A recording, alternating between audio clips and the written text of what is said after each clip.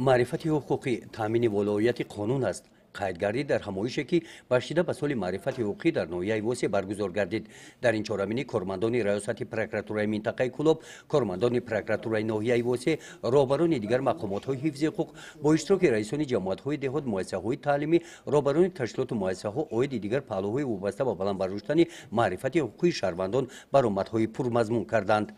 در همایش در معروضه پروکورور ناحیه وسیع عاید رفت اجرای قانون جمهوری تاجیکستان درباره مسئولیت پدر و مادر در تعلیم و تربیت فرزندان، قانون جمهوری تاجیکستان درباره تنظیم عنعنه و جشن و مراسم ها در جمهوری تاجیکستان، اهمیت بردن کارهای ترغیباتی بین نورسان جوانان در سمت بلند برداشتن معرفت حقوقی و با این را پیشگیری ضرورت‌های نامطلوب جهان معاصر از قبیل اکستریمیسم و تروریسم با مثال و تحلیل‌ها قید کرده شدند.